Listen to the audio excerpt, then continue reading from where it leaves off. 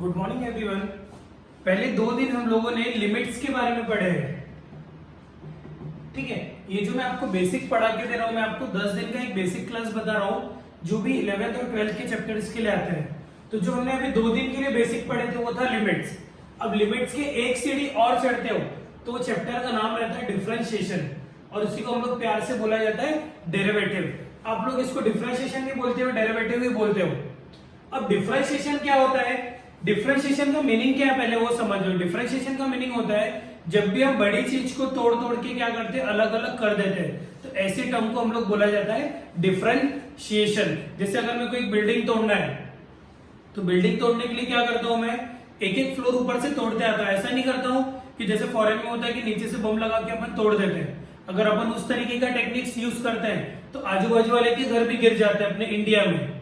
ठीक है, तो इसलिए डिफरेंशिएशन का छोटा सा मीनिंग रहता है कोई भी बड़ी चीज को क्या करता हूं, मैं तोड़ तोड़ के क्या करता हूं, एक छोटे छोटे पार्ट्स में अलग अलग करता हूं, जिसका नाम रहता है डिफरेंशिएशन। इसी को अपने डिफरेंशिएट भी बोलते हैं या उसको बोलते हैं अपन डेरिवेटिव।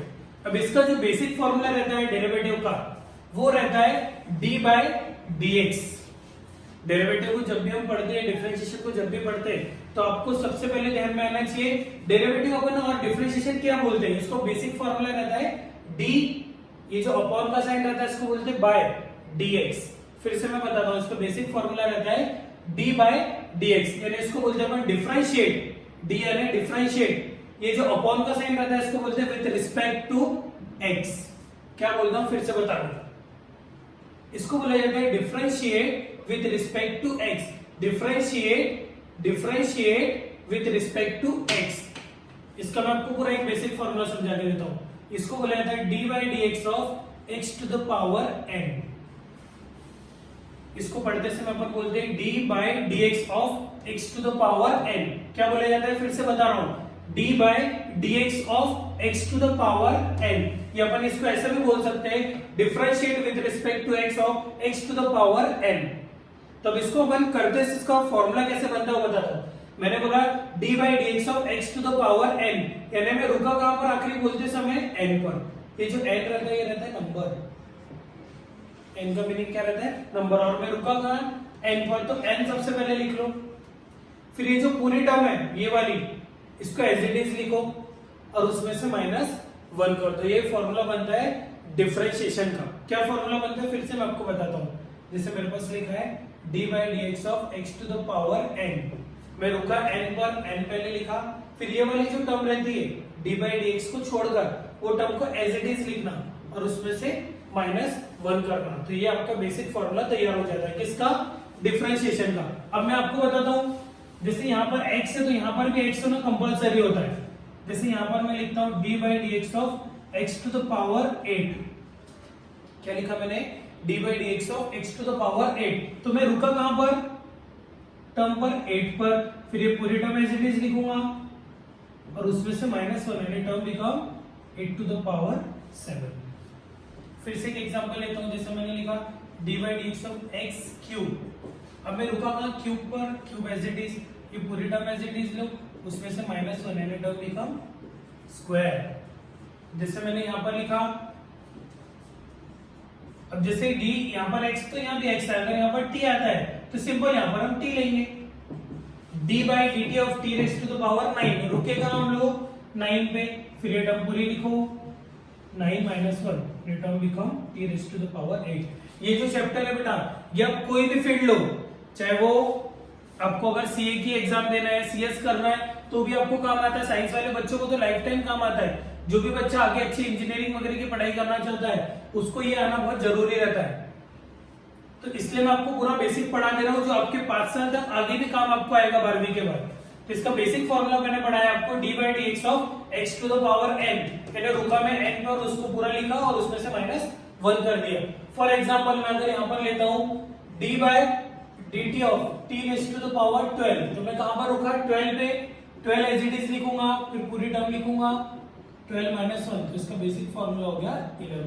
ये एक उसका हो गया बेस। अब इसमें थोड़ा सा और आगे क्या होता है फॉर्मूले में, फॉर्मूले तो पूरे सेम रहता है।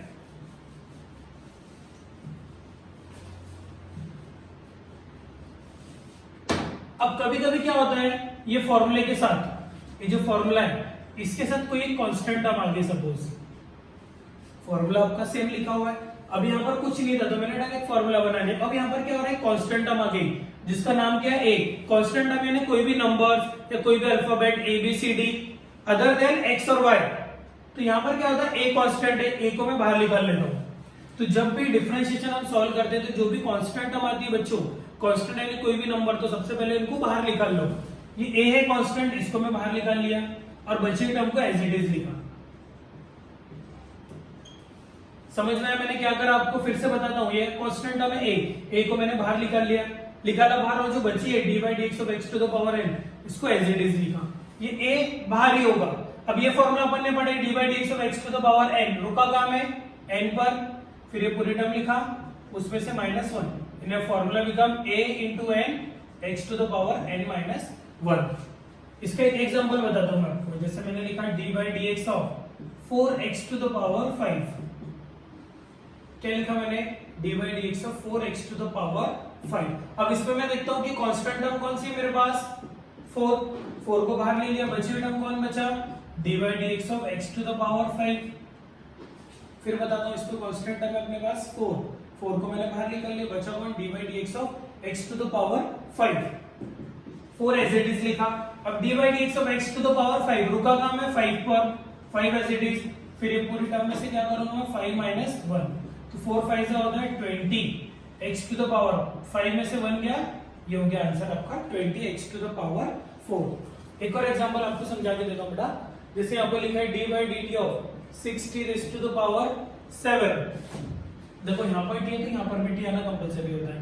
अब यहाँ पर क्या हो रहा है, 6 कांस्टेंट है, टेक आउट बाहर ले लिया हमने, अब बचा कौन, t raised to the power 7, 6 as it is, क्योंकि कांस्टेंट है, d by dt of t raised to the power 7, रुका 7 पे, 7 as it is लिखा, फिर 7 minus 1, 6 7 जा 6 6 जा 36, 6 7 जा 42, t raised to the power 7 में से 1 गया 6, ये हो गया आपका आंसर। तो ये होता है बेसिक किसका, डिफरेंशिएशन का बेसिक फॉर्मूला होता है ये। आज आप घर पे क्या करोगे बेटा, इस तरीके के एग्जांपल लोगे और उसको सॉल्व करना चालू करना। मैं एक और एग्जांपल आपको लेके बताता हूं थोड़ा।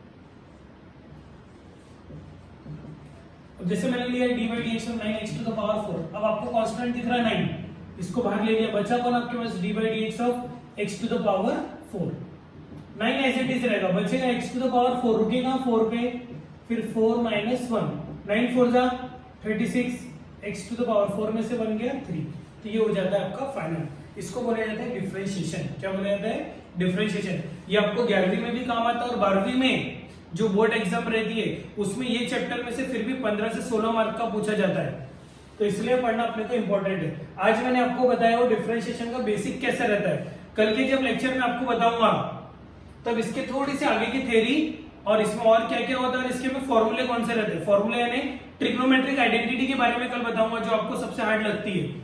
यकीन मानिए कल पढ़ाऊंगा तो वो भी आपको इजी लगने लगेगी इन टर्म्स ऑफ डिफरेंशिएशन। आप लोग डरिए मत, ट्रिग्नोमेट्रिक आइडेंटिटी बोला तो जो आपको 10th और 9th में था वैसा कुछ भी नहीं होता है। यहाँ पर बहुत सिंपल आइडेंटिटी होती है, वो मैं आपको कल के लेक्चर में बताऊंगा।